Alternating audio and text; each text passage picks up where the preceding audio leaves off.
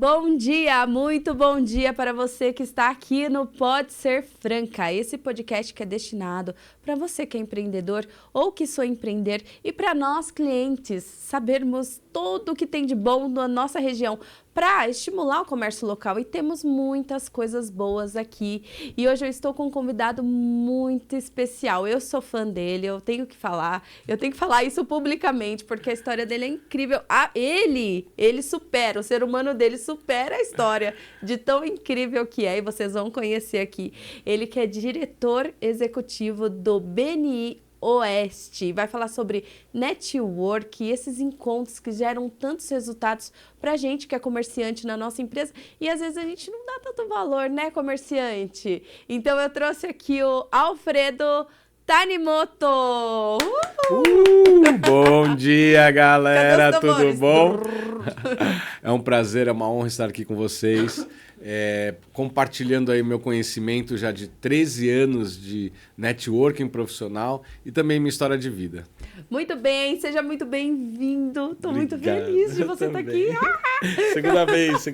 Pela segunda vez. E olha, a primeira vez que a gente fez o convite foi a Cris, após ter assistido a sua palestra. É verdade. E sua Beijão, Cris. A Cris, estamos no Empodere-se todas as segundas-feiras, pessoal, às 8 da noite, entrevistando pessoas incríveis como o Alfredo.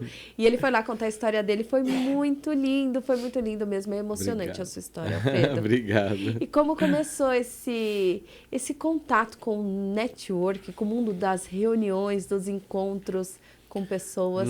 Como que foi essa trajetória? Eu trabalhei 11 anos no Japão. Né? E aí, quando eu voltei para o Brasil, eu já não conhecia mais ninguém, já não tinha mais contato com as pessoas. O meu networking estava muito fraquinho, né? E aí, eu estava numa rodada de negócio, ali perto da Paulista. E rodada de negócio é uma coisa assim, é legal para você conhecer, ter contatos, mas não é tão efetivo quanto um método que nós temos, que a gente vai falar mais um pouquinho para frente. Nessa rodada de negócio, eu conheci uma pessoa, né, que me chamou para essa reunião do BNI, o Business Network International. E quando eu cheguei nesse grupo, fazia 11 anos que eu estava no Japão. O Japão está há pelo menos 10 anos à frente do Brasil em tecnologia, tendência, sabe? É muito à frente. E quando eu voltei para o Brasil, para vocês terem uma ideia, lá no Japão, eu cheguei lá em 2000, lá a gente já usava cartãozinho de aproximação para pagar tudo. Uau, em 2000. 2000. Quando que a gente foi começar a utilizar aqui no Brasil? 2019, 2020, na pandemia, pós-pandemia, que não podia tocar nas coisas e tal.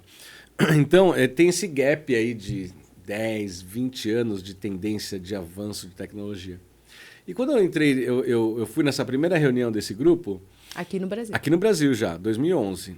Eu olhei aquilo lá, aquela reunião acontecendo, eu falei, cara, isso tá há 10 anos à frente do que eu vivia em Tóquio. Uau. É tão pra frente que eu sentei na mesa e falei assim, depois que terminou a reunião, eu falei assim, eu quero entrar. Daí os caras, não é assim, eu quero entrar, você tem que passar por uma entrevista, não sei o que lá e tal. Aí eu falei, eu faço a entrevista aqui, eu faço o que for necessário, mas eu não saio daqui se eu não entrar nesse grupo, se eu não assinar os papéis e entrar nesse grupo. E aí o pessoal deu risada, não, pode ficar tranquilo, a gente vai te ligar. Eu falei, não, você não está entendendo, eu não vou levantar daqui enquanto você não me afiliar. Já tô dentro já. Porque lá não pode ter duas empresas na mesma especialidade, né? E eu falei, e tinha um concorrente também lá. Eu falei, eu quero agora. Fazia na época? Eu era diretor da TOTUS, né? Eu trabalhava com software de sistema de gestão empresarial. E aí eu entrei e na época o BNI tinha, sei lá, 30 anos, 20 e poucos anos de mercado já. Hoje o BNI tem 39 anos, né? Vai fazer 40 anos agora a empresa, a organização. E nós estamos em 80 países, são mais de 330 mil membros no mundo.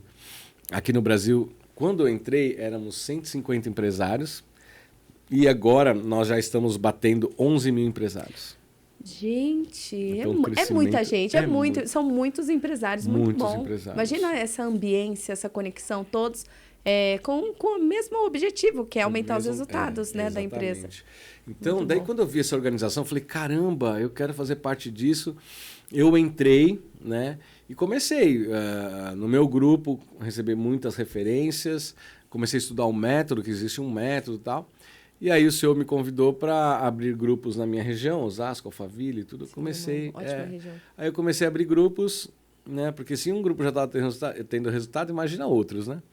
E aí comecei nessa jornada aí dentro do BNI, a fazer uma carreira dentro do BNI. Muito legal. E olha, é muito interessante porque nós, comerciantes eu mesmo que trabalhava numa loja física, atrás do balcão, vendendo o meu produto, que era pastel, né? Que hoje minha família continua. Eu nunca me importei muito com isso. Eu sempre achava, sabe, Alfredo, muito sincera aqui com você, que era perder tempo, porque eu queria estar ali. Eu achava que o dono é o olho do dono que engorda o gado, né? Então eu tinha que estar ali. Eu imaginava que eu ia perder dinheiro quando eu fosse nessas reuniões. Mas quem que eu vou trazer para comer pastel? Esse era o meu pensamento. E às vezes o dono de pizzaria, o dono de loja de roupa está pensando a mesma coisa. Por que eu vou sair do meu comércio e deixar aqui para ir em umas reuniões dessa? Então, qual o benefício para esse comerciante? É muito importante porque, às vezes, as pessoas pensam que o benefício é só o dinheiro, o negócio.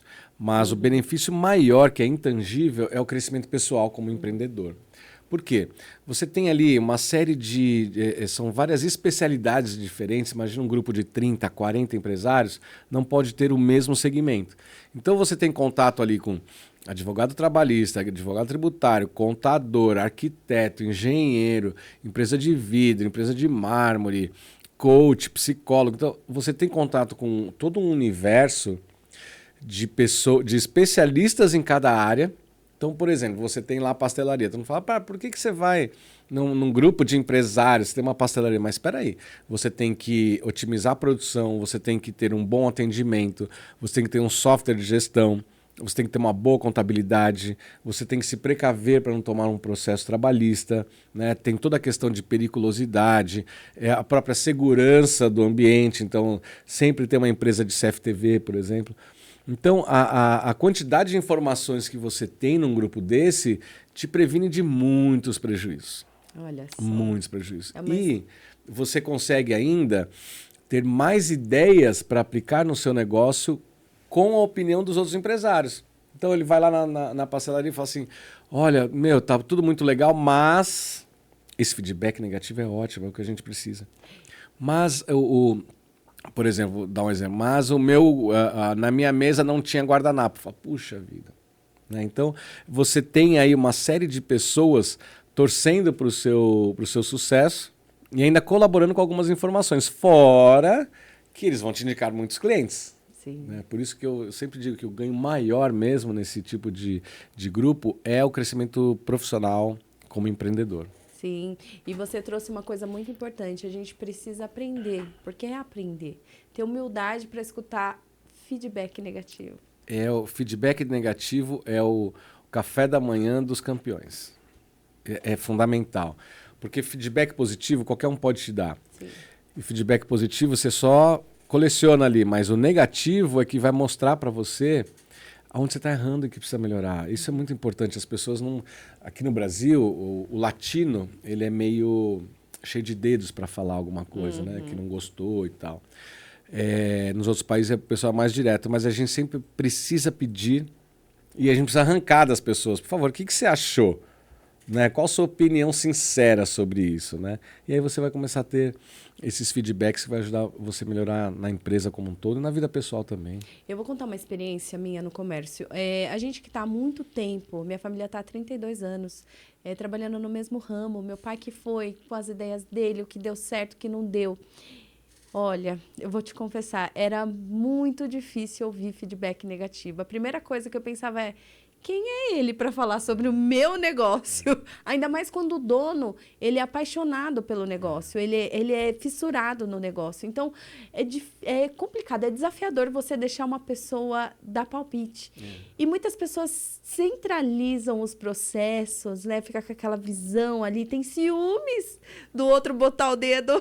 É verdade. Que conselho você dá para esse dono apaixonado? Porque eu falo que é um dono apaixonado e centralizador. É assim, você falou o perfil exatamente, acho que de 99% dos empreendedores. Eu achava que só eu era assim. Não, todo era, mundo tá, é no assim. passado, porque eu aprendi. Esse tipo de convivência, né, com esses empresários e com conteúdos, né, diferentes, principalmente de liderança, aí você começa a enxergar um pouquinho a mais, né? O teu campo de visão aumenta. Eu, quando eu cheguei do Japão, como eu lá tive uma carreira brilhante como executivo internacional, quando eu cheguei aqui, eu tava me achando assim, sabe? Eu aprendi muito no Benin. Lá em cima. Então, o que esses caras estão falando? Que eu sou fera, que não sei o que lá e tal. E aí, minha primeira apresentação no Benin, do meu software, foi um fiasco. Foi horrível. Que delícia, né? Foi horrível. Você se quebrou pra se moldar melhor. Aí, cara, eu passei tanta vergonha que eu falei assim, gente, tá horrível. Eu saí com a cabeça baixa, assim, sentei na mesa, e o cara que tava do meu lado falou assim, foi ruim, né? Eu falei, foi péssimo, cara. Aí ele falou, eu vou te ensinar. Aí ele me deu uma mentoria, me ensinou. Aí nas próximas apresentações fui melhorando, né? Isso quebrou para mim. Em casa a gente sempre, eu acho que família oriental, a gente pratica muito a humildade, né? A gente sempre foi muito humilde, mas ao mesmo tempo esse negócio do samurai nosso japonês, de não admitir que alguém fale alguma coisa, né? Isso foi quebrado naquele momento, né? E aí eu baixei a bola e falei, cara, a gente tem que estar sempre aprendendo. Então, por exemplo, nos nossos grupos de negócio, a gente fala muito sobre liderança, sobre gestão, né? Então, o feedback negativo é uma primeira quebra de paradigma que os empresários têm que ter para poder enxergar que, cara, tá tudo bem, ninguém é perfeito. E a gente tem que sempre aprender para melhorar. Porque se a gente se fechar nesse mundinho, a gente vai ficar fazendo as mesmas coisas. Aí quando você olhar para o teu concorrente na porta do lado, brilhando, fazendo as coisas, você fala, poxa, eu fiquei para trás no tempo. E é doído. Isso é doído, porque daí você não vai ter tempo para recuperar, porque é um processo de amadurecimento. E você trabalhar gestão e liderança, principalmente liderança, porque hoje em dia, essa geração, a nova geração de funcionários que a gente tem, eles têm um comportamento completamente diferente do que antes. Sim. Antes, por exemplo, no Japão os caras xingam, batem na cabeça, não tem negócio de assédio moral. Lá é bravo mesmo. É disciplina militar. Militar. Aqui no Brasil, antigamente, você podia até como patrão, como chefe, falar mais alto e tal. Hoje em dia, não. Você não consegue ter o mesmo resultado com as pessoas impondo alguma coisa. Principalmente a nova geração mesmo, né? Que está entrando no mercado de trabalho. Sim. Então, você tem que liderar. E liderar é difícil. O liderar que você traz, desculpa até te cortar, é que eu tô empolgada com esses assuntos. Eu quero te fazer tantas perguntas, porque eu tô aprendendo aqui com você. O liderar, eu acho que ele tem que ser um exemplo, né? O líder, ele tem que ser o exemplo das palavras. Talvez nem falar tanto. E de atitude. Nós falamos muito em liderança, o walk the talk, né? É você agir da forma com que você fala. Então, por exemplo, você não vai chegar para o seu funcionário e falar assim, pô, você chega atrasado, tem que chegar no horário e você como chefe sempre chega atrasado. Então, a gente, assim, é liderar pelo exemplo. A gente sempre tem que ser o exemplo para eles seguirem, porque senão é hipocrisia, é da boca para fora. E hoje em dia as pessoas têm muitas oportunidades no mercado, elas não estão nem aí. A liderança faz com que a gente retenha os bons funcionários. E não pode ser hipocrisia, tem que ser de verdade. Né? Então, um exercício que eu sempre faço, eu me policio para ver se eu estou fazendo o que eu falo. Sim. É o walk the talk. Porque senão como é que eu vou falar alguma coisa se eu não tenho propriedade para falar isso? E sem coerência, né? Sem coerência. E você trouxe os jovens de hoje, né? Os jovens são diferentes dos jovens de ontem, né? Do passado. E eu vejo que a gente tem muito problema... Ó, eu me colocando como jovem. A gente também tem problema. A gente tem muito problema, né? Temos, né? Temos. Com lideranças... não vou usar a palavra falida, mas ferida. Quando você vê um líder... que você vê a probabilidade dele estar sendo incoerente no que fala, te remete até um passado de um pai, de uma mãe incoerente, e aquilo atinge uma ferida na gente, e o que a gente faz? A gente sabota o processo. Então, se você não é coerente aí com o seu liderado, se você não é o exemplo, walking the talking, Walking the talk, pode esperar por uma sabotagem de processo. Às vezes ele vai começar a chegar mais atrasado, ele vai ser mal educado mesmo, porque o cérebro dele sempre busca referências lá atrás, né? Como ele lidava com aquilo, ou às vezes ele até fez uma promessa lá atrás, Tanimoto. Eu nunca mais vou aceitar esse tipo de liderança. E encontra com o chefe igual o pai. Exatamente. Eu acho assim, um dos maiores investimentos que as pessoas precisam fazer na vida é a inteligência emocional. Por quê? O que está guardado no subconsciente, ele é atemporal. Pode ser desde a pessoa estava no berço chorando e foi abandonado. Aí ele leva esse trauma para o resto da vida e ele aflora em alguns momentos que você não tem controle. Então, numa relação com um chefe, por exemplo, eu sei porque eu sempre tive essa relação com meu pai, meio conturbada, porque meu pai é muito japonês, muito bravo. Aí eu cheguei lá no Japão, meu chefe japonês e bravo. Então, remete a isso, né? Então vem aquela ferida, aquele sentimento, né, que nos remete à infância, aos nossos medos, aos nossos traumas, né? Então, eu acho que as pessoas precisam sempre investir em autoconhecimento. Autoconhecimento para tirar essas crenças, essas barreiras, porque acaba complicando, não vou falar estragando, mas comprometendo o seu sucesso, a sua performance profissional por conta de uma coisa mal resolvida no passado que é tão simples de resolver porque é coisa de criança. Né? Quando a gente tem filhos agora, a gente percebe que, né? Cara, escancarado.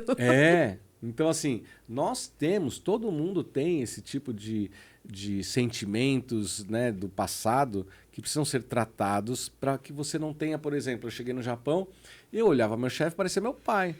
Aí eu falei, cara, eu tenho que quebrar isso, porque senão, cara, eu vou ficar aqui todo encolhido. Você vai gastar sua energia remoendo mágoas do passado e também vai atrapalhar minha performance aqui na empresa, porque se ele gritar como o meu pai gritava comigo, se eu me retrair, e aí? Eu não vou conseguir ter o meu sucesso profissional aqui que eu vim para dar resultado. Claro. Então, eu fiz esse exercício sozinho em casa, eu falei, cara, eu fiquei um tempão assim, vou quebrar isso, senão vai comprometer meus resultados. Sim.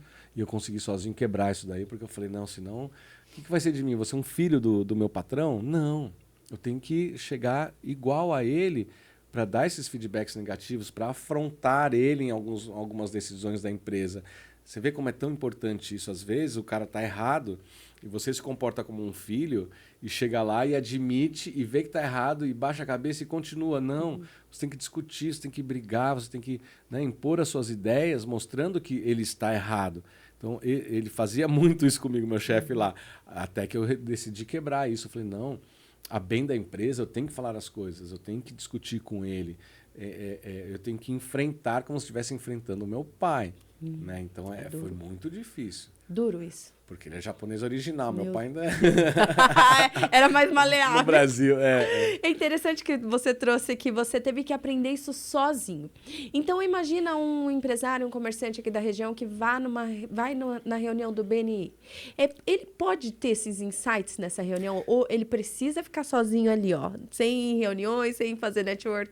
O BNI, ele proporciona esse tipo de conteúdo para o empresário? É que nem você falou, ambiência. O ambiente, né, o ambiente é tudo. Por exemplo, imagina num grupo onde tem 35, 40 empresários na mesma luta que você, com as mesmas dificuldades. Porque às vezes a gente acha que é só a gente, né? Não, quando você vê todo mundo tá passando pela mesma coisa. Todo mundo tem essas mesmas crenças e dificuldades. E aí sempre no grupo tem ou uma psicóloga, um coach, né, uma psicoterapeuta, ou mesmo os próprios empresários, que numa roda de conversa acaba saindo esse tipo de assunto. Ou nas apresentações desses profissionais, eles vão falar, olha, meu trabalho é quebrar crenças, não sei o que lá. Aí você começa a entender que existem várias ferramentas que você nunca teria acesso, assim, nem para saber que existe se não tivesse num grupo desse. Sim. Porque você só vai procurar uma ajuda assim quando você está muito mal. Ou alguém detectar e falar, você precisa de ajuda, cara, para isso, para aquilo. Não só na parte emocional, mas contábil, financeira, tributária. Então, nesse grupo, faz você pensar no seu negócio e você como empresário também. Muito bom, muito bem. Eu adoro esse tipo de grupo, de verdade. Eu quero ir, a gente vai marcar, né? Pra eu ir com você, Isso, viu? vai Eu vou comigo. chegar junto com Minha você. convidada especial. Vou chegar me achando lá. Gente, dá licença. Brincadeira. Até fugiu o que eu ia te falar, mas a gente no comércio, né? É o que você falou.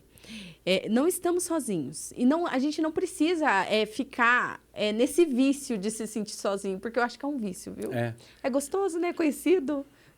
Prefiro Zona ficar... de conforto. Exatamente. Prefiro não ver a verdade ou não encarar os desafios, né? Sim, e para liderar, para ter pessoas...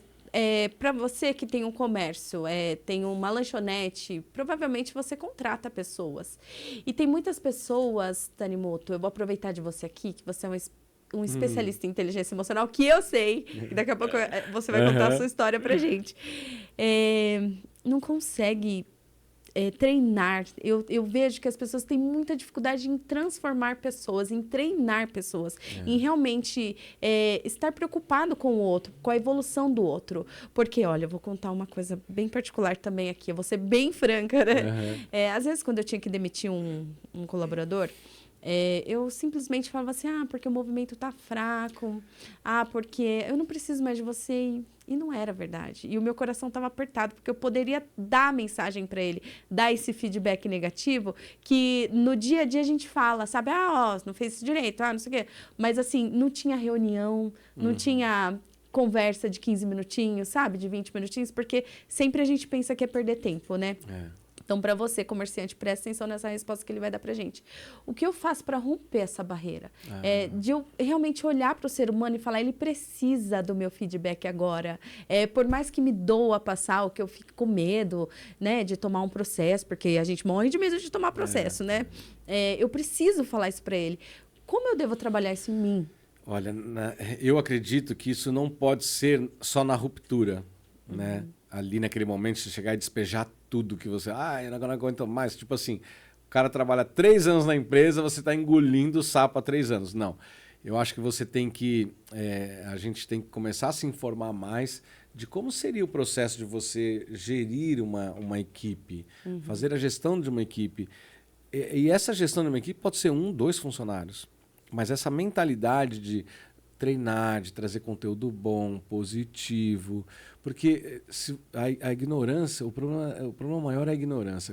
Quando tem ignorância, você não vai conseguir argumentar. Então, você tem que preparar antes, vai dando um conteúdo, numa reunião, conversa, põe um vídeo, fala sobre isso, sobre atitude, sobre trabalha a sua liderança e vai dando os feedbacks no processo, na jornada.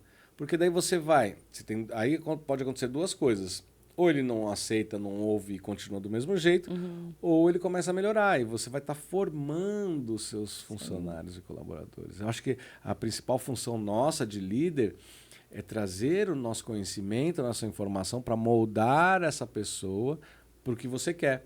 Porque ninguém vem pronto. Né? Hoje em dia a quantidade de conteúdo é tão abundante que as pessoas só vão para alguns tipos de conteúdo que não são relevantes para o... não agrega, não são relevantes para o profissional. Você não vê nenhum funcionário vendo YouTube, o atendimento Disney, a excelência do atendimento. Não, o pessoal está no TikTok, no Instagram. Normal. O pessoal não está assistindo esse podcast, está perdendo tempo. Então, assim, cabe a nós fazer primeiro, né, nessa liderança da sua equipe, entender o que você quer deles, né, e ir moldando. Quem se moldar fica, quem não se moldar, infelizmente não dá, porque daí é uma questão de inteligência. A pessoa vai continuar na ignorância, vai continuar pensando desse jeito, não dá certo na empresa. Por isso que uma coisa muito importante, qualquer empresa tem que ter, pode ser uma lojinha de roupa de bairro. O empresário tem que ter os seus valores bem definidos. Isso é muito importante. Os valores é um passo atrás, é a essência, é o começo da implantação de uma cultura dentro de uma empresa. Por quê? Os valores, você praticando os valores, porque no BNI a gente sempre fala, eu não entendia isso, sabe? Mas no BNI a gente sempre fala assim, viva os valores. Viva os valores, viva os valores. Cara, eu já trabalhei em tanta empresa gigante, multinacional aqui no Brasil, fora do Brasil. Eu não lembro de nenhum dos valores das empresas. Não era cultivado, não era falado, não era praticado. Dentro do BNI, ó, tá os valores. Aí ia lá, os 7 valores e tal. Aí eu comecei a entender que se eu praticar aqueles valores, os meus resultados vão ser melhores. Então, por exemplo, um dos valores é a atitude positiva. Cara, atitude positiva é proatividade, é respeitar o outro, é ter sempre uma mentalidade de que as coisas vão dar certo. Sim. Isso dentro da empresa transforma a empresa uma empresa otimista e não pessimista, né? Accountability, que é a responsabilização, né? Então, poxa, tem um papel ali, eu não vou esperar a faxineira vir para pegar, né? Eu vou pegar e vou ajudar. Eu acho isso muito bonito no Japão, que é... Eu li uma vez que no Japão é assim, tudo você tem que deixar melhor do que você encontrou. Exato. Eu acho isso incrível. Isso fica na minha cabeça toda vez que eu vou no banheiro público. Você sabe que lá eu era um dos tops assim, da empresa. Gerente, eu era comandava a empresa. E eu tinha a minha escala de faxina do banheiro. Olha só. Começava por mim. E aí, quando eu fazia faxina no banheiro, ela tinha que ser muito bem feita. Porque as pessoas iam lá ver. Como é que Tanimoto fez a faxina? Então, eu tinha meu kit com escovinhas e escova de dente. Aquela... Enquanto o pessoal fazia faxina em 20 minutos, 30 minutos, eu levava quase uma hora para fazer a faxina no banheiro, porque tinha que ficar muito bom. Para os funcionários falarem assim, olha, o melhor é o Tanimoto para limpar banheiro. Eu tenho que fazer igual ou melhor do que ele. Isso traz uma satisfação e aumenta a nossa autoconfiança também. Sim. E aumenta teu poder de liderança, porque os caras vão olhar e falar, o Tanimoto limpa o banheiro aqui também, o Tanimoto limpa bem ainda, inclusive. Tá? Então você acaba tendo respeito da sua equipe. Sim. Entendeu? Então isso no Japão é muito levado a sério.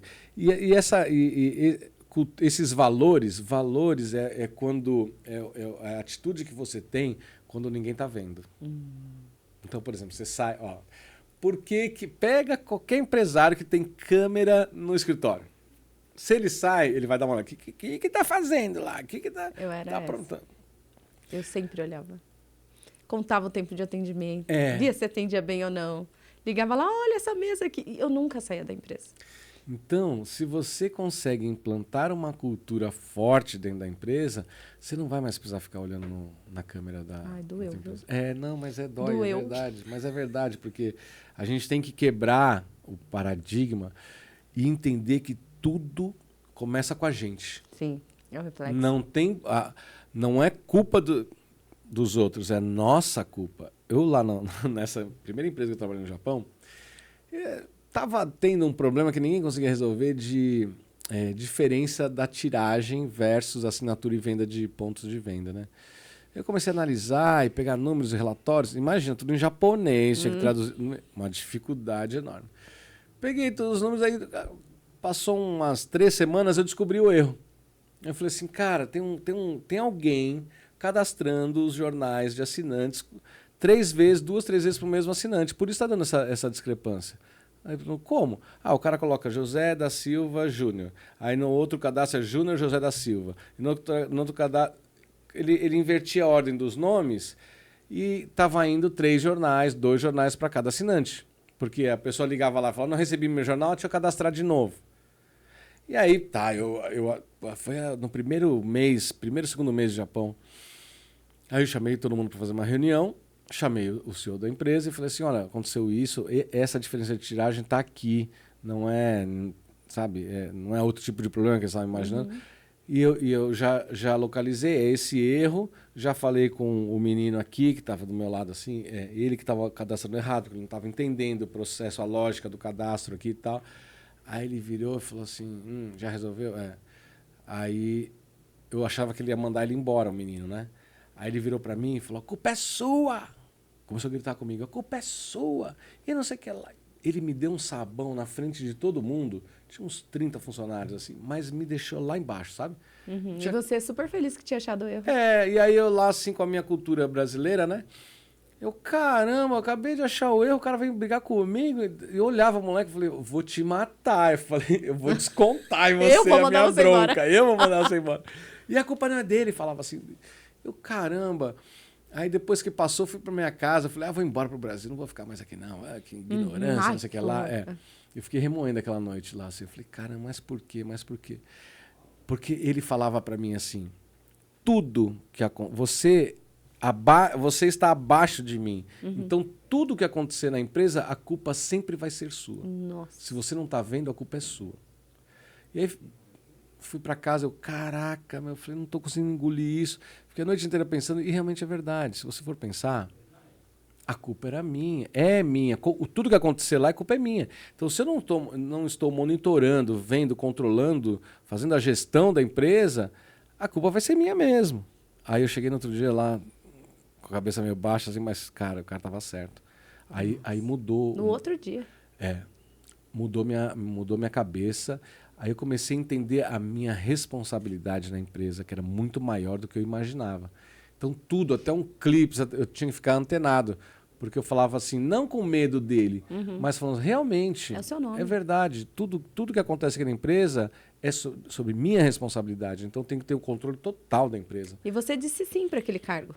Sim, exatamente. Né? Então, assim, não adianta a gente terceirizar a culpa. Não pode terceirizar a culpa. Antes de terceirizar uma culpa, veja que você que falhou no processo da gestão da sua empresa.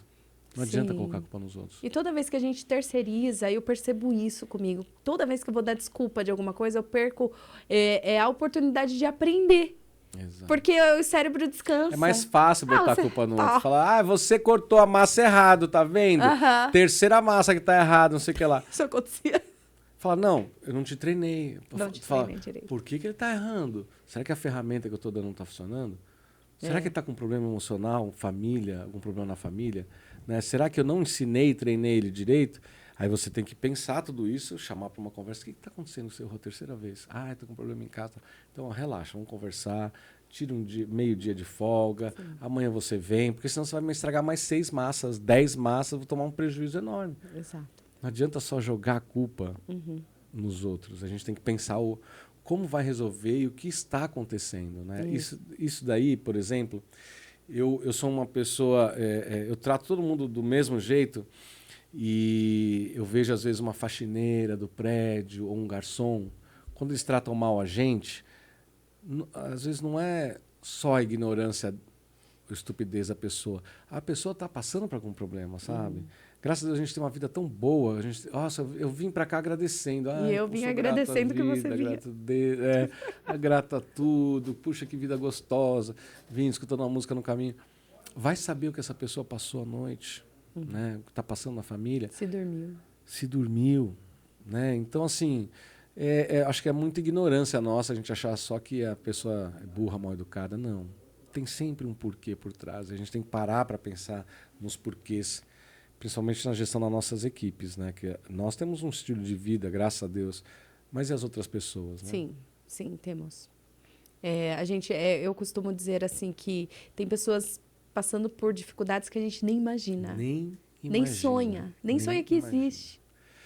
E aquelas pessoas que não falam e que guardam, elas querem nos poupar, às vezes, né? De ficar falando, trazendo problema para o trabalho, essas coisas. Mas a gente tem que sempre estar monitorando, porque pode estar acontecendo um problema ali que, de repente, você pode perder um funcionário, você pode ter prejuízo, você pode ter, sabe, um clima ruim dentro da empresa. Sim. Então, monitorar bem isso daí é bem importante. Sim, e você trouxe valores. Aqui no podcast, eu trago pessoas que estão alinhadas aos meus valores, para dar esse match. Porque se não conversa, não tem conversa, né? Se não bate os valores, não tem jeito. Eu acredito que você, empreendedor, você, comerciante, precisa aprender a contratar direito. Mas para isso você precisa se conhecer. Conhecer o que o seu cargo precisa, conhecer a pessoa que vai casar com aquele cargo também, para dar esse match. E eu trouxe para cá um parceiro muito legal, que você conhece também. Que é o Supera. O Supera é fantástico, Ginástica gente. para o cérebro. Olha, agora, essa segunda rodada que a gente tem mais, deixa eu ver aqui, a gente tem mais 20 minutinhos. Eu vou falar do Supera rapidinho. Eu quero que você conte a sua história de como o seu autoconhecimento e o desenvolvimento cerebral te trouxe à vida de novo. porque eu sei que você foi um cara que realmente superou um desafio incrível. Te deram 2% de chance. Ele vai contar, eu não vou ficar dando spoiler, mas agora eu vou falar de alguém aqui, ó, de uma marca que tem sim os meus valores. Eu amo neurociência, eu sou farmacêutica de profissão, adoro esses temas, adoro treinar cérebro, né? A gente precisa treinar prevenção de algumas doenças aí futura. E o Supera, ele tem uma metodologia e, ó, eles vão sair agora numa pesquisa, a USP fez uma pesquisa com eles, comprovou a metodologia que dá resultado. Então, gente, a gente tem essa preciosidade aqui na nossa cidade de Caieiras. O Roberto do Supera, ele resolveu ter coragem de investir em Caieiras, que muitos cidadãos daqui mesmo desacreditam da cidade. Falam, é cidade de dormitório, não dá muito certo. Eu sempre ouço, o comércio de Caieiras é ruim. É mentira. Não é ruim, é desculpa. É desculpa. Aqui temos a Pastelaria Pastéis de Vento, que é da minha família, é a segunda maior loja que fatura. E, ó, temos loja em São José dos Campos, temos loja em Francisco Morato, em várias cidades aqui da região, em Jundiaí. E aqui em Caieiras é a segunda maior, só perde para a Matriz, que foi fundada lá em Franco da Rocha. Então, acredite na sua cidade, acredito no comércio local. Eu agradeço ao Roberto por investir aqui, a minha filha faz Supera. Eu fico muito feliz, eu fico tranquila. Eu agradeço. Sabe como você veio agradecendo aqui? Mais um dia. Eu agradeço por ter o Supera aqui na cidade, porque além de trabalhar o cérebro cognitivo, eles trabalham habilidades socioemocionais. Imagina você ter um filho com autoestima ali, ó, ok, entender que ele é inteligente, que ele é capaz, trabalhar todas as habilidades, aprender sobre valores, tem as missões. É fantástico. Então, você que mora aqui em Caieiras, está perdendo tempo, viu? Se você ainda não foi lá fazer uma aula, quem faz Supera tá na frente. E muito obrigada, Roberto, pela confiança aqui no Pode Ser Franca. E agora, falando em Supera, em superação, que tem tudo a ver. Alfredo, por favor, conte-nos aquela história maravilhosa que faz todo... É a melhor... Gente, ele é palestrante e foi a melhor palestra. E eu já vi vários grandes personalidades. Ele é um grande também, um grandaço, maior de todos que eu já vi. A sua palestra foi a que mais me emocionou na vida. Muito obrigado. Eu nem pensei, será que eu levanto para aplaudir? Eu só sei que eu levantei e aplaudi. E foi fantástico, que coisa linda. Mas não só pela história, é pelo jeito que você a conta e pelo ser humano que você é. Obrigado. Incrível, engraçado, emocionante. Gente, quantos estados de humor você desperta no ser humano ali assistindo. Que lindo! E eu quero agradecer de novo por você estar aqui. Muito obrigado. Estou emocionada de você estar aqui. Obrigado. Eu que é um agradeço, privilégio, é um presente. Obrigada a Deus. E conta aí pra gente um pouquinho. Começa aí do começo. 20 minutos. Putz, grila. Bom, eu desde criança, né, eu tinha um sonho de surfar. Aí meu pai japonês falou, Deus me livre, o cara, né? Sempre assim, o pai vai da ser gente, desviado, né? Vai ser drogado, aquelas coisas, vagabundo, aquelas coisas. Surfista. Surfista, né? Era essa imagem que a gente tinha na época, né? Aí comecei a surfar e tal, a vida inteira surfando. É um estilo de vida, é uma filosofia de vida, uma coisa diferente, muito ligada à natureza. Esporte de ação é muito legal. E aí fui para o Japão. E sempre, minha vida inteira, eu consegui levar o profissional com esse meu hobby, essa coisa que eu mais amo fazer na vida, que é surfar. E nas empresas não falava que era surfista, porque o pessoal falava, como assim, né? O gerente, o diretor aqui é surfista. Na época não encaixava bem. E aí fui para o Japão. E lá eu descobri uma outra paixão dentro do surf, que era o desafio de surfar ondas gigantes. Uau! Aí, porque eu sou uma pessoa que gosta muito de desafio, eu gosto de desafios grandes. Aqui, ó. Aí eu peguei e comecei a surfar onda gigante lá. E num belo dia, no dia 16 de agosto de 2008, na última onda, eu bati a cabeça no fundo do mar e quebrei o pescoço. Meu Deus do céu. De repente veio aquele filme em milésimos de segundos, assim, que eu vi minha vida passar. Falei, poxa, eu tinha 36 anos. Isso acontece mesmo. No auge da minha vida, minha carreira, tudo. E eu falei, eu tô aqui embaixo da água, só piscando os olhos. E a vida é tão boa, eu amo viver. E eu falei, cara, agora o que eu vou fazer da minha... Né? Eu preciso chegar vivo na areia, não vou me afogar, não vou desistir. Porque eu precisava chegar na areia e avisar o salva-vidas que eu tinha quebrado o pescoço, senão eu ia terminar de romper minha medula, alguma coisa, né? E aí foi num processo de controle do coração, da respiração, da mente, num processo, eu acho que levou uns 8 minutos. Outro dia eu estava pensando quantos minutos levou, acho que uns 8 minutos que eu levei para chegar na areia. E aí eles me resgataram, me levaram de helicóptero para o hospital. Chegando lá eu fiz todos os exames e a hora que eu voltei de novo para a enfermaria, eu lembro que eu vi a minha radiografia assim, eles parafusaram minha cabeça, mas de rabo de olho eu vi assim a radiografia com 2 vértebras quebradas. Assim. Falei, puta, quebrou. Aqui em cima? É, a C6 e a C7, bem aqui em cima. Nossa.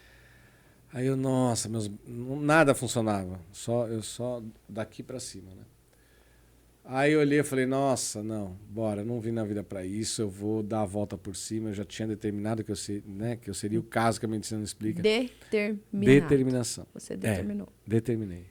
Eu tomei uma decisão, quando me tiraram da água, nas minhas palestras eu falo sobre decisão, eu decidi que seria o caso que a medicina não explica. Sabe aquelas pessoas que vão pro médico, tá com câncer e o cara dá 6 meses de vida, o cara volta e fala, desapareceu? Eu falei, eu quero isso daí. Porque eu tava fazendo aquele livro O Segredo, sabe? Tava vendo o filme e tal. Eu sempre pulava a parte do acidente. Tem um cara que sofreu acidente que é de avião e ele quebrou também o pescoço. E aí eu sempre pulava essa parte que não me interessava. Olha que coisa. Pulava. Aí quando sofreu acidente, falou, traz de novo o meu vídeo lá do Segredo que eu preciso fazer só aquela parte.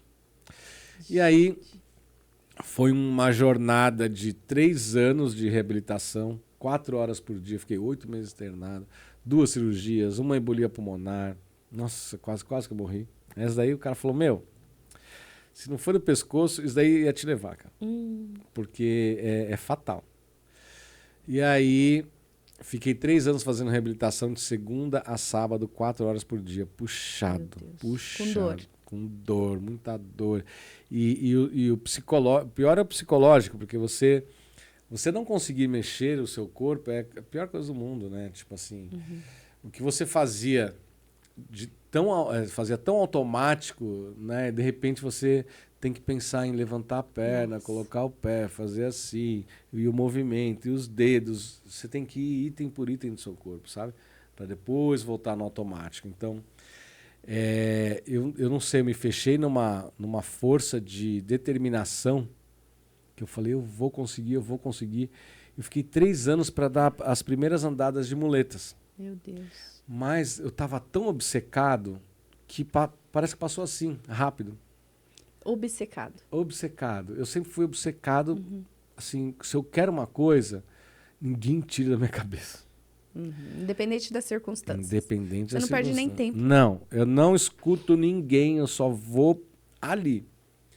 Nas empresas que eu trabalhei, eu crescia muito rápido porque, primeiro, eu gosto de grandes desafios. Eu acho que meta fraquinha não dá emoção. Mas o cérebro, ele gosta de grandes desafios. Porque as pessoas a descarga de adrenalina na realização de uma coisa grande é melhor do que uma coisa...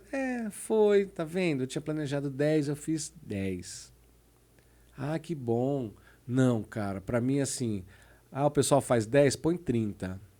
Põe 30 que eu vou atrás. E eu me fecho, eu não escuto ninguém, eu fico 24 horas pensando naquilo. O que era impossível, várias empresas aqui no Brasil, então, no jornal, o pessoal brigava pra caramba, os outros supervisores brigavam comigo, porque a gente tinha um variável de 2% no salário, que era do atingimento de meta. E eu não tava nem aí, porque assim, cara, eu não trabalho por dinheiro, eu trabalho por realização pessoal. A diferença, anota, gente. Eu não trabalho por dinheiro, eu trabalho pela realização pessoal, pela emoção de conquistar as coisas. E aí eu colocava uma meta, o pessoal colocando uma meta, falava assim, gente, essa meta tá muito... O pessoal achava que queria me mostrar. Eu falei, não, cara, eu preciso de coisa que me desafie, que seja emocionante. Normalzinho, cara, nossa, a vida fica muito chata. Nem sai de casa. Não, Aí eu chegava e colocava uma meta mais alta do que todo mundo, 50%, 60% a mais do que todo mundo. Era difícil, mas eu tinha que trabalhar pra caramba. Mas eu conseguia. Aí eu conseguia. Aí eu consegui aumentar em 127% as vendas do jornal. Eu imagino que você era um cara odiado. Sim, e temido, porque os caras falavam, se ele colocar, porque eles tinham que acompanhar a meta. Você tirava todo mundo da zona de conforto. Vários meses eu me prejudiquei, sim, com meus 2% variável, porque eu não tinha batido a meta em alguns meses. Mas para mim, como eu falei, eu não trabalho por dinheiro. Eu falei, cara, eu quero atingir esse número e eu vou conseguir. Não é pelo dinheiro, é pelo desafio. Né? Então, quando o médico olhou para mim e falou assim, você só tem 2% de chance de andar. Ai, cara. Eu falei, deixa eu ver se o olhinho dele tá brilhando, porque eu gosto de desafio. Quanto? O cara, 2%. Eu falei, pronto, é isso que me motiva. Eu falei, então, eu vou ser os 2%. Eu falei, eu gosto disso. Ah, você não vai conseguir. Fala de novo, mas tem que vir do coração, fala. Aí eu pego e falo, você vai ver. Tem que bater aí eu vou mostrar. Vou mostrar. Tanto é que quando eu mexi um pouquinho meu pé, eu chamei o médico, fiquei olhando bem no olho dele, bem no fundo do olho. Falei, estou mexendo. Ele falou, não, isso é espasmos. Eu falei, fala de novo, espasmo pro resto da vida. Eu falei, então, fala que eu mexo. Aí quando ele falou, mexe, eu mexi. Ele, Gente, vocês têm que achar essa hora o pessoal pira. Falei, peguei o cara. Era isso que eu queria. Eu gosto de ser desafiado e mostrar que é possível. Mesmo com todo mundo falando que é impossível. Aí sim que o gostinho da vitória é muito melhor. Nossa, é melhor que pular de paraquedas. Esse é o seu barato, né? É que nem você pular de paraquedas. Melhor do que usar qualquer entorpecente. Melhor do que qualquer coisa no mundo. Essa satisfação de você atingir um resultado, por exemplo, na tua empresa, põe metas lá audaciosas mesmo, grandes. Por exemplo, coloca quanto você quer aumentar de faturamento e vai atrás, e mês a mês vai se superando, mostrando para as pessoas que você é capaz. É possível. Porque ter uma vidinha normal, gente, a gente não. Mas você pode contar uma coisa, Tanimoto? Eu também li esses dias uma frase que, faz muito sentido, muito sentido. Que as pessoas, elas acostumam a ser boas. Por isso que falta tanto extraordinário, né? Extraordinário. E a gente pelo menos o cristão, né? Que a gente acredita. Eu acredito que eu sou a imagem e semelhança de Deus, cara. Como que Deus que move montanhas, que faz tudo. Eu acho que Deus olha... Fala, cara, eu te dei tudo isso, você não tá aproveitando. Você é uma Ferrari, você tá andando de Velotrol? Tem muita Ferrari por aí andando de Velotrol. Muita. Mas é muita mesmo. Porque se acostuma com o bom, com a média, né? Com o medíocre. Mas vai conta mais pra gente. E aí eu desafiei o médico, consegui começar a mexer. E a mesma coisa foi na fisioterapia. Quando voltei para Tóquio, montei um quarto de UTI na sala do meu apartamento. Aí eu cheguei no meu fisioterapeuta e falei assim, quanto tempo você acha que eu vou voltar a andar e tal? Ele falou, não, cara, você só tem 2%. Bebê. Aí eu falei assim, voltou como não? Eu falei, como não? Ele, não posso te prometer nada. Eu falei, não tô querendo que você me prometa nada. Eu tô falando, na tua experiência, quanto tempo eu vou voltar a andar? E ele fala, não é assim e tal. Eu falei, cara, então vai, fala. Agora eu falei, fala olhando nos meus olhos. Me desafie. Aí tudo que eu fazia era eu e ele, uma coisa de eu desafiar ele. Eu acho que, Diogo, de certa forma, ele pegou isso daí, não pegou? Eu acho que sim. E foi ótimo, porque ele era cético também. E ele às vezes dava umas risadinhas, tipo assim, sabe? Tipo, era uma briga interna, eu e ele. Tipo, eu desafiando ele. Era uma guerra fria. É ótimo isso. Eu querendo provar pra ele e ele querendo provar que ele tava certo. Até um dia, olha isso daí. Puxa, eu acho que só tem no meu livro, esqueço de contar nas palestras. Eu tava um dia nessa coisa de desafio que eu amo, desse negócio. E eu tentando provar pra ele que eu consegui. Eu falava, qual música tem que mexer? Esse aqui, onde? Toca aí, ele tocando. É esse, tem que fazer assim. E a gente discutindo tal, como é que mexia e tal. Aí eu tava lá assim, saí de uma série de exercícios, voltei com a cadeira de rodas assim, do lado de uma tipo uma cama assim, que eu ia fazer alongamento, alguns exercícios deitado. E eu tinha que abrir a cadeira de rodas assim, e me arrastando, me transferi para essa cama, eu tinha que puxar uma perna, puxar outra perna e ir para trás, assim, né? Aí eu lá, trocando ideia na boa, assim, eu fui e tal, daí eu falei, eu acho que essa minha perna vai mexer, à esquerda. Daí ele, eu falei, não sei te explicar. Eu tô achando, eu tô com vontade, eu lembro essa palavra, vontade, eu estou com uma vontade de mexer minha perna. Já anotei determinação, ousadia? Não. Desafio. Desafio, decisão. Determinação. Determinação, vontade. Vontade. A vontade não é... É difícil explicar. A vontade... Não é a mesma coisa que desejo. Tipo, não, eu desejo comer um McDonald's. Não. A vontade é aquele negócio que vem de dentro, assim. Você fala... Eu falei... Acho que é o que cria mesmo. Que dá o start. Eu falei, eu tô com vontade de mexer minha perna. Tava sentindo vontade de mexer. E aí passaram, acho que um mês e pouco. Eu tava voltando nesse mesmo processo ali e tal. Quando eu fui ir para trás, assim, minha perna levantou. Esse cara olhou assim e ficou... Nossa. Ele ficou parado olhando, e eu olhando para ele assim, tipo...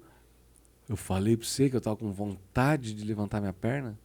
Ele, caraca. Aí, a partir desse dia, ele começou a me olhar diferente. Ele falou, tem alguma coisa diferente desse cara aí. E aí, tudo que eu falava, ele prestava atenção, começou a me ouvir, né?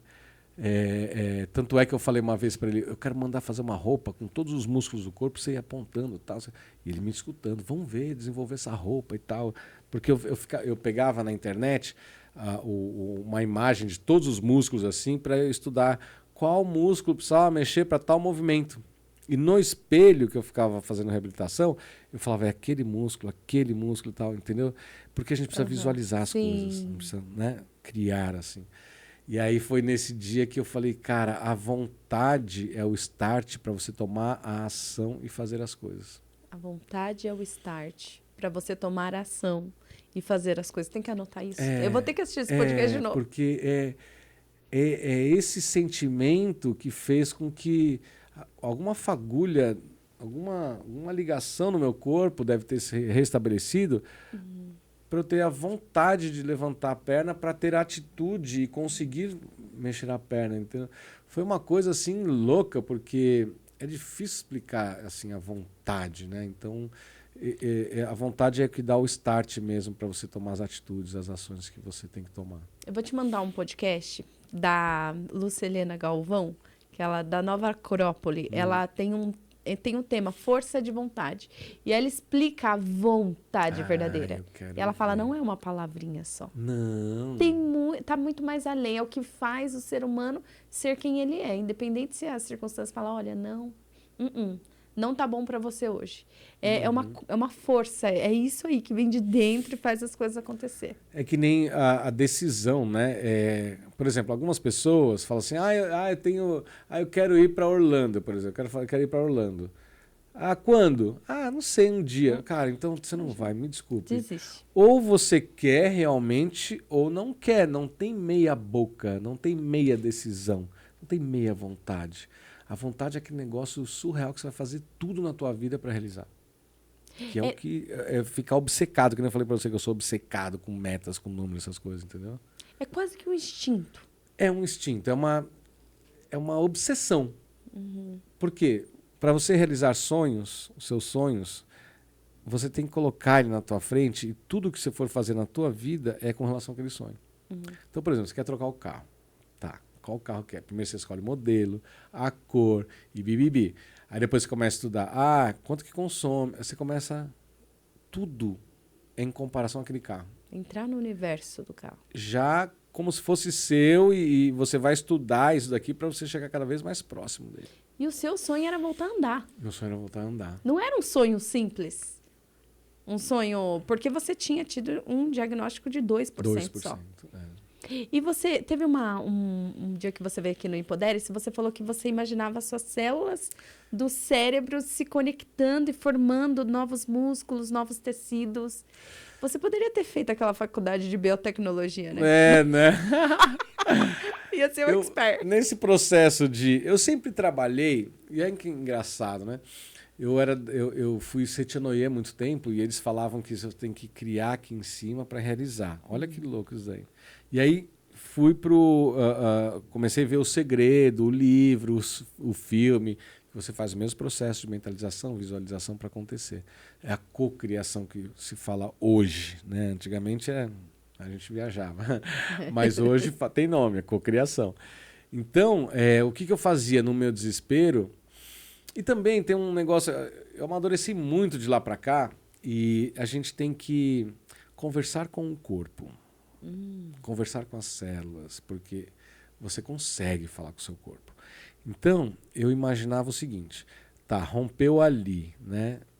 Eu tenho que criar uma nova conexão, os neurônios têm que se reconectarem, eu imaginava isso, como se fosse fios para dar contato, para poder ligar o resto.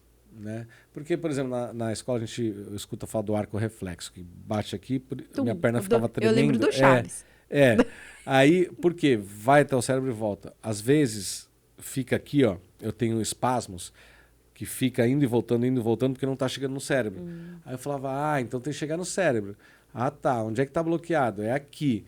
Tá, que, na minha opinião, tem que fazer? Tem que reconectar. Aí eu ficava imaginando os neurônios se reconectando, sabe? E tem uma coisa, se você não imagina o caminho completo, você não consegue chegar, não consegue, se você imagina só o fim e não o caminho, você não consegue chegar. Então, por exemplo, eu aqui vou voltar para o meu escritório.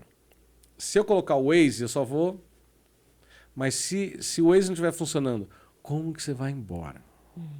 Olha, pega a avenida tal, cai na estrada tal, que cai no rodoanel, que cai ali. Se você conseguir imaginar esse trajeto, você consegue chegar. Então, outro dia uma pessoa falou assim, minha mãe sofreu derrame, ela não consegue mexer a mão. Aí eu falei assim, fala para ela imaginar o caminho para chegar e mexer a mão. Que incrível. E ela conseguiu mexer a mão. Que incrível. Então, se você imaginar o caminho a percorrer, você consegue chegar. E não só o resultado final. Uma vez eu estava com... Eu tenho um problema no intestino ainda por causa do meu acidente. Melhorou bastante e tal.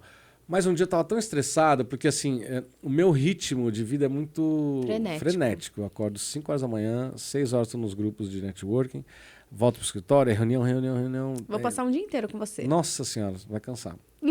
Eu quero cansar. Aí eu termino 8, 9, 10 horas da noite, isso quando não tem evento à noite. Eu chego 1 hora da manhã, 1h30, tenho que acordar às 5. Então... E o meu intestino ficou prejudicado por causa do acidente. E um dia eu estava estressado, eu deitei na cama assim, daí eu botei a mão na barriga e falei assim, conversando com o meu intestino. Nossa, gente, a gente para realizar os sonhos tem que ser meio louco. Tem que ser ousado, né? Diferente. Tem que ser diferente. Aí eu botei a mão no meu intestino, na barriga assim e falei assim, cara, eu tô te exigindo demais, né? Depois do acidente você ficou zoado, né? Ficou cansadinho e tal, né? Você tem seu ritmo. Trocando ideia, assim. Eu tô deixando você mais estressado ainda, porque eu fico nervoso, minha barriga fica dura assim, né? Fica. E parar tudo. Aí eu botei a mão assim na barriga e falei assim, vamos fazer um trato, cara? Eu vou respeitar o teu tempo. Vou respeitar o seu tempo e eu não vou mais te estressar. E você vai... Eu vou seguir o seu ritmo. Não vou exigir que você siga o meu ritmo. Eu vou me adaptar a você. E aí, eu com a mão na barriga, começou... Brrr, brrr. Falei, caraca, a gente tem que conversar com o nosso corpo. A gente tem que conversar com o nosso corpo, não tem jeito. E aí a gente se entendeu. Eu sei que ele tem outro ritmo, eu tenho o meu ritmo. E aí a hora que der, beleza, se não der, a gente vai levando e vamos sem estresse. Porque eu estava estressando demais o meu e liberando todos, cortisol, adrenalina, e tudo ficava ali. aquele negócio, sabe, duro, estressado, rígido na minha barriga e tal, que me deixava mais tenso ainda. Então eu falei, cara, vamos conviver você, cara. Eu vou te aceitar. No teu ritmo. Por exemplo, eu não consigo andar rápido por causa da minha perna, do meu acidente. E outra pessoa que está comigo tem que aceitar que eu ando mais devagar. Então é a mesma coisa com o meu intestino. Eu tenho que respeitar ele que está devagar, mas eu conversar com ele e falar, cara, não estou te exigindo não. Fica na boa aí, não vamos estressar. Tem o seu ritmo, eu tenho o meu. E a gente se entendeu, entendeu? Então Então a gente tem que conversar com o nosso corpo. Quanto aprendizado. Quanto ensinamento aqui. Olha, isso que você falou, dá para colocar na prática na empresa. É tudo que você trouxe, porque tudo começa no nosso mundo interno, né? Tudo começa com a gente. Tudo começa numa pequenina célula, inclusive. Quando a célula trabalha em equipe ali, mitocôndrias, complexo de Golgi, ribossomos.